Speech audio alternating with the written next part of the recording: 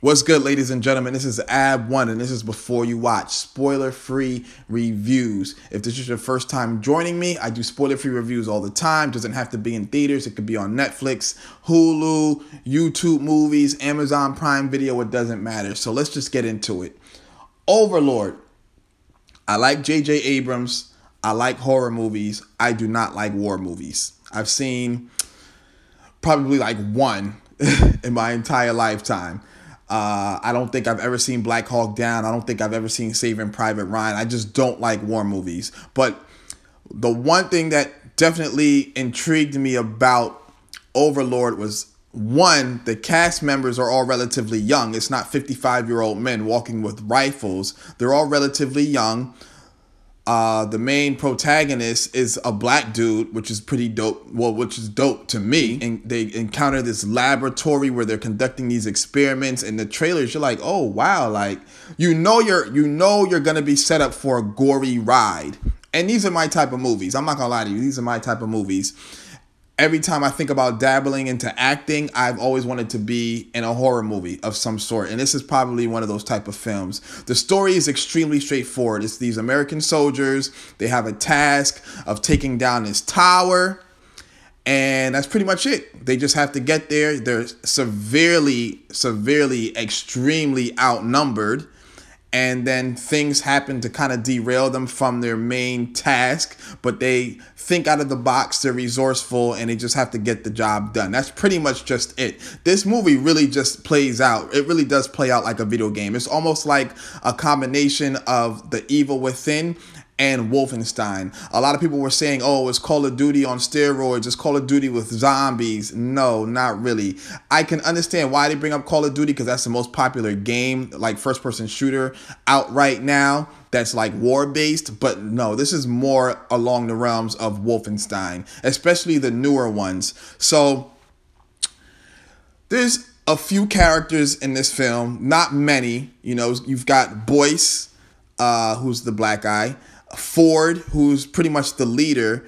I liked Ford a lot. I liked all of the characters a lot. They all play they all have like their own like distinct characteristics. You know, Boyce is pretty much new. He's timid. He's not really ready for war. Ford is like this chiseled, like grizzly leader, got to get the job done, all about the mission. Then you got the other guy who's sarcastic and witty. Then you got the one guy who's a photographer who's really not built for it. And, you know, just things like that. They encounter a woman, thank God, because there's like no women in this film. It's just all men. It's like a testosterone fest. It's ridiculous. So they encounter this female, and she even plays her part too. She can come off like very passive, and she can't take care of herself at first, but she knows what she's doing. She knows what she's doing. I also like the fact that when the antagonists, the enemies, are speaking German, they don't have subtitles, so you don't know what they're saying. It just adds to it adds to the essence of the movie. It adds to the ambiance. It adds to everything, the environment. I like it. It's just very gritty. Now the movie does have some jump scares. I'm not gonna lie to you. It does have some jump scares. There were some scenes where I was like, oh, hold up, I wasn't expecting that.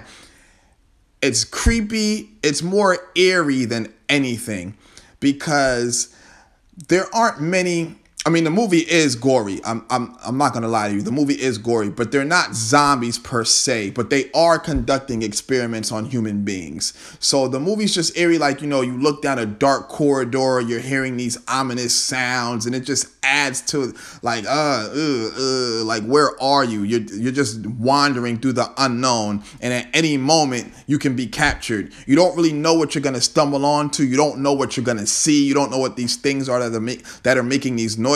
But you know it's not completely human. And the movie's just really eerie. It just makes you cringe, but in a good way. You know, it adds to everything. The characters play off each other well. The acting, I feel, even though the storyline is pretty straightforward, there's really no depth or substance to it.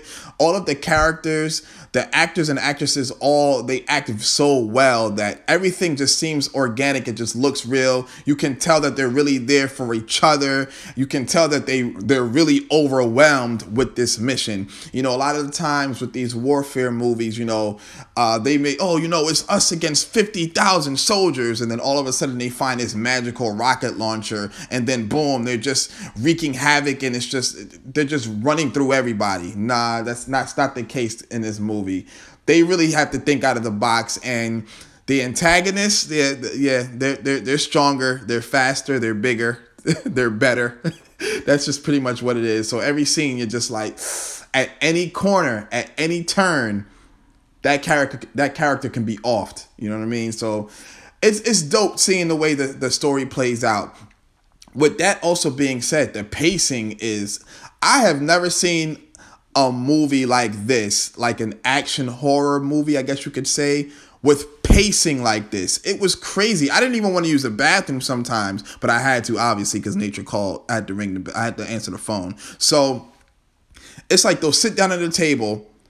They'll have like dialogue for about maybe 10 seconds. You get some type of backstory on a character. He tells you, oh, my mother's from Haiti. She lived in Louisiana. It's really hot there. And then boom, something happens. And then after that scene's done, they kind of wind down, give you something else. And then 30 seconds, boom, 30 seconds later, something else happens. The pacing is like really, really, really on point. It keeps you on the edge of your seat the whole movie. It's really engaging. There were some patrons, they said that they thought the movie was weird. I didn't think the movie was weird.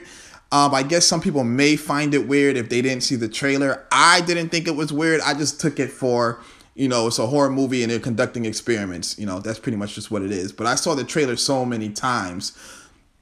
So this movie definitely plays like a video game. I feel like this is a video game movie that we've always wanted, but we never, ever got.